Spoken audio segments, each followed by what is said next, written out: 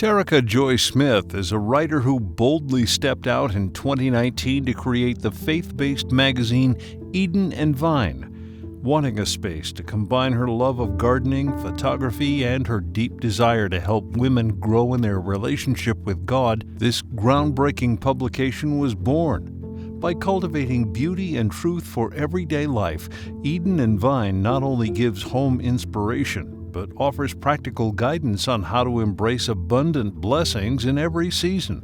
Please welcome Terrica Joy Smith. Terrica, hi. Welcome. Thank you for joining us. Good morning. I'm looking at your magazine. So good to be with you. It's beautiful. This is a wonderful thing that you're doing. But for those who don't know much about your work, tell us a little bit about your story.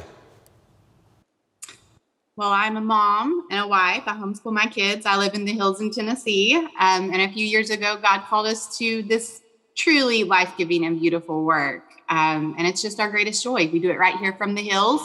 Not a lot of pomp and circumstance goes into it. We have a very small team, and it is truly just an act of worship and obedience, really and truly. That's awesome. So tell me, you have I'm trying to understand, you have a farm at your house? I mean, we do. It used to be 90% of Americans, my grandparents would be mortified by that statement, but you have a farm at your house? Well, we have a hobby farm, and so we have chickens and peacocks, and we've had goats and horses, and so it goes right along with our homeschool vibe. The kids love it. They do chores, and we count that as part of what they learn week to week. So it is a hobby farm. We don't have large crops or anything of that nature, but we have a lot of fun for sure. Yeah. So how does that work into sort of your magazine and being a mom and all of that sort of go together? It works hand in hand, believe it or not, because it's our backdrop for everything that we do. And in growing gardens and tending animals and all of those types of things, that's where we pull a lot of our photography from. And it's also what we use a lot of our content for, because we are a faith-based but garden-themed publication. And so many lessons we learn are right from the garden. And there's no better way to teach those lessons than to learn them as you have your hands in the soil. So it works together beautifully. It's a beautiful partnership. How does farming, or not even farming, I guess you say gardening and faith-based, how do those two intersect? It's one of the things that over the past few years, God has really opened my eyes to understand that if we pay attention, the garden, or the Bible rather, from start to finish is full of botanical language and garden language. Life itself began in a garden. And then we also see throughout Scripture, Jesus was laid to rest in a garden, in the garden tomb, of course. We hear about the garden in paradise and the garden in Gethsemane, where he often prayed. So I always kind of joke with people. I'm I think gardens are pretty spectacularly important to God, because he used them as some of the most beautiful and important backdrops from Genesis to Revelation. Yeah, I think that's exactly right. I mean, when you think about how many of Jesus' metaphors and parables, in those days, everybody sort of had a farm. You could have a little garden in your backyard where you're growing vegetables or spices or things like that for cooking. A lot of countries still do that. And so Jesus really was speaking the language of everyday people. It feels like so many people link a sense of spiritual loss, if you've lived in a city or you live in a densely populated area, we're in Orange County, 3.6 million people here, just outside of Los Angeles, millions of people all crammed into one area. There's more people in the greater Los Angeles area than there are in Sweden. So it's interesting to think about how, and real estate becomes an issue. Do you have a lot of, you talk about gardening and stuff, do you have a lot of people in places like New York and LA that like your magazine, that are trying to figure out, how can I, with my 6x3 brick backyard, have a garden? Yes, we do. That's actually one of the things we focus a fair amount of attention on, is how to help everyone, no matter where they're at, cultivate their own Eden, as we call it, hand in hand with the one true vine.